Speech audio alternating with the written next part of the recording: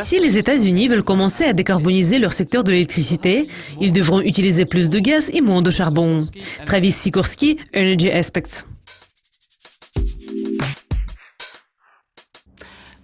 Nous observons actuellement un excédent de l'offre de gaz naturel aux États-Unis après un hiver doux.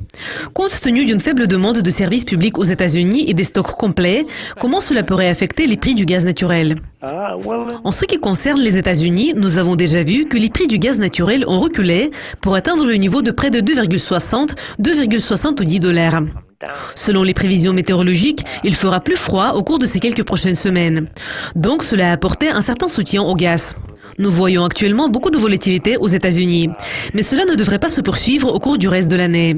Donc tout cela signifie tout simplement que les prix ne vont probablement pas s'établir au-dessus de 3 dollars. Les analystes dans le secteur de l'énergie prévoient que la demande de gaz naturel aux États-Unis ne va pas augmenter au cours des 5 prochaines années. À votre avis, en raison de quels facteurs les prix vont-ils rester au même niveau ou pire encore chuter à nouveau? Ce qui est intéressant, c'est que pour le moment, il n'y a pas de baisse de la demande de gaz naturel aux États-Unis.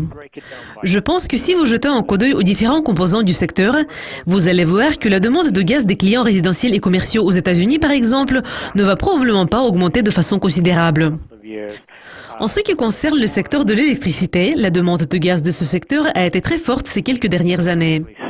Beaucoup de centrales électriques seront mises en service. Cela signifie que la demande de gaz de ce secteur va connaître une légère hausse. En plus, nous observons actuellement la mise en service de quelques grandes usines pétrochimiques, ce qui va également contribuer à la hausse de la demande de gaz. Mais, à mon avis, ce sont les exportations qui vont faire la plus grande contribution à la hausse de la demande de gaz en Amérique du Nord. Il y a déjà un grand nombre de gazoducs au Mexique. En plus, il y a un grand projet de construction des gazoducs. Et la capacité des gazoducs pour le commerce transfrontalier de gaz va augmenter. Et les États-Unis pourront exporter des volumes importants de gaz vers le Mexique.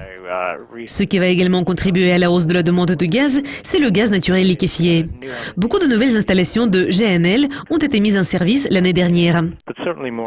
Et évidemment, un grand nombre d'installations seront construites cette année et au cours de ces quelques prochaines années, ce qui va renforcer la capacité des États-Unis en matière d'exportation du GNL vers d'autres marchés du monde, y compris vers les marchés européens.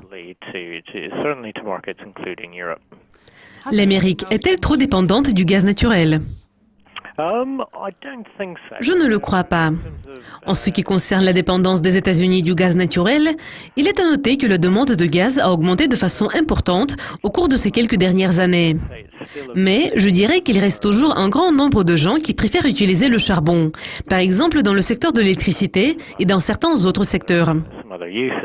Et donc, si nous analysons les situations, nous pouvons constater que si les États-Unis veulent commencer à décarboniser leur secteur de l'électricité, ils devront utiliser plus de gaz et moins de charbon.